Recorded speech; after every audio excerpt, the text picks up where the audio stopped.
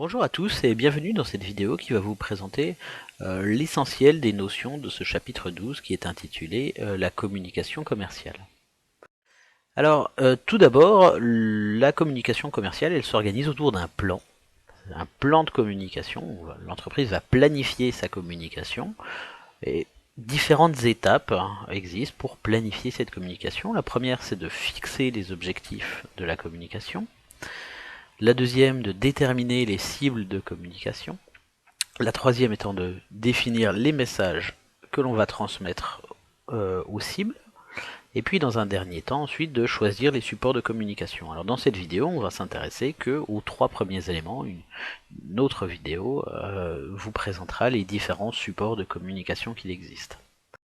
Alors, les objectifs de la communication. Il faut d'abord bien comprendre que les objectifs de communication ne doivent pas être confondus avec les objectifs mercatiques et commerciaux. En effet, les objectifs mercatiques se définissent en termes de part de marché, de volume de vente, en termes de contribution au profit ou de fidélité. Les objectifs de communication, eux, sont différents.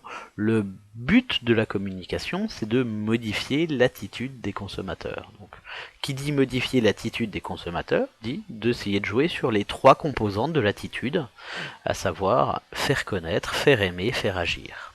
Donc, faire connaître la dimension cognitive de l'attitude. Il s'agit du coup d'améliorer la notoriété de l'entreprise, de la marque ou du produit. Deuxième élément, donc la dimension affective, donc faire aimer, construire et améliorer l'image de la marque. Et puis, dernier élément, la dimension conative, donc modifier le comportement des consommateurs de manière à les pousser à l'achat ou à la consommation. Alors en fait ces trois grands types d'objectifs coexistent à l'intérieur d'une même communication et en général on ne retrouve pas un seul élément. Ceci étant, on va quand même voir quelques exemples qui mettent davantage l'accent sur un type d'objectif ou un autre.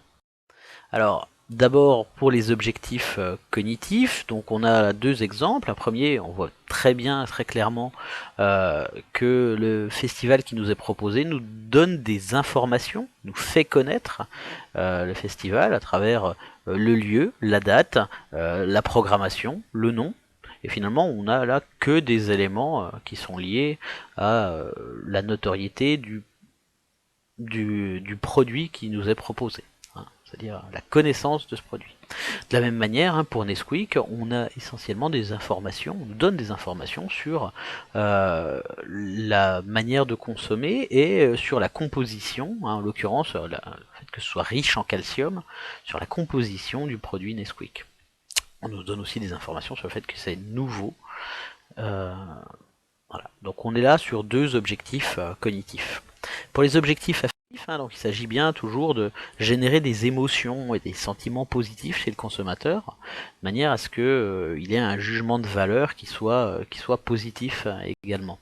Là on va utiliser du coup des images, soit d'une petite fille, soit l'image de Alain Delon pour vendre soit le Téléthon ou un parfum. On voit bien que là on n'a pas d'informations finalement sur le produit, mais par contre on nous fait ressentir des émotions à travers les symboles qui nous sont proposés.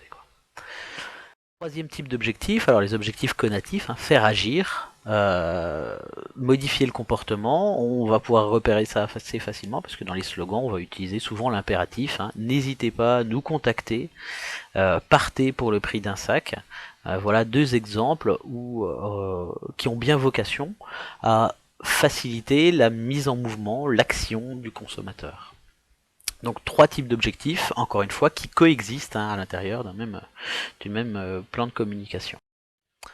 Alors, sur quoi est-ce qu'on communique maintenant? On peut communiquer sur un produit, mais on peut aussi communiquer sur une marque, et on peut aussi communiquer sur une entreprise. Alors, si on communique sur une entreprise, c'est ce qu'on va appeler la communication institutionnelle. Alors là, on a l'exemple d'Air France, avec à travers son site internet institutionnel, c'est-à-dire qu'il nous parle de son entreprise, et de la manière dont Air France développe sa stratégie. Deuxième exemple, la communication de marque, avec le slogan France is in the air. On ne nous parle pas d'un produit en particulier, mais on nous parle juste d'Air France. Et puis, dernier exemple pour la communication produit, où là on cible un produit particulier, c'est-à-dire un aller-retour Paris-New York via la compagnie Air France. Donc voilà l'objet de la communication, on distingue institutionnelle, c'est-à-dire l'entreprise dans son ensemble, la communication de marque, comment valoriser et créer une image de marque, et puis la communication produit, c'est-à-dire promouvoir un produit en particulier.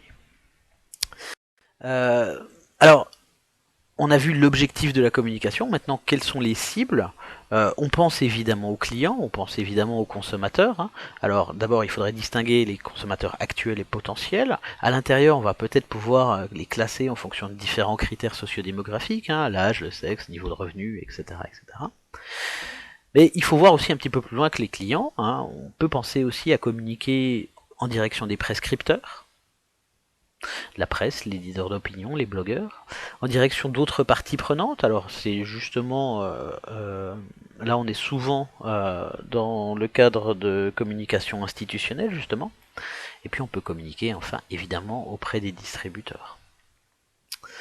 Donc bien identifier les cibles de la communication, et puis à partir de là, on va construire le message publicitaire, le message qu'on va faire passer au consommateur. Alors en général, on a trois éléments.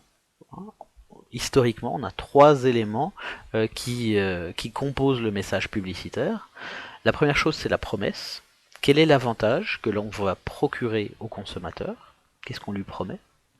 Deuxième élément, donc la preuve de cette promesse, la justification.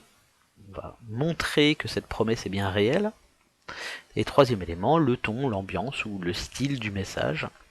Et pour illustrer ces trois éléments qui servent à construire un message publicitaire, et ben on va utiliser le cas d'Evian. On va décortiquer cette communication d'Evian qui avait fait grand bruit à l'époque, où les consommateurs, après avoir bu l'eau Evian, se voyaient plus jeunes dans la glace. Alors, dans ce cas-là, la promesse c'était Evian permet d'entretenir sa jeunesse. La preuve, c'est que tout buveur d'eau se voit transformé en bébé. Et puis, le ton, il était là, humoristique et poétique en même temps. Donc, on utilise très souvent voilà, ce triptyque promesse, preuve, ton, pour créer un message publicitaire ou pour l'analyser, évidemment. Voilà, donc on a vu les trois premiers éléments qui constituent le plan de communication, hein, donc les objectifs de communication. On a vu également que les cibles de communication ne se limitaient pas aux clients. Et puis on a vu la manière de construire un message à travers le triptyque promesse, preuve et ton. Et dans une prochaine vidéo, nous verrons du coup les différents supports qui peuvent être utilisés et qui sont à disposition de l'entreprise pour communiquer auprès de ses cibles. Je vous remercie de votre attention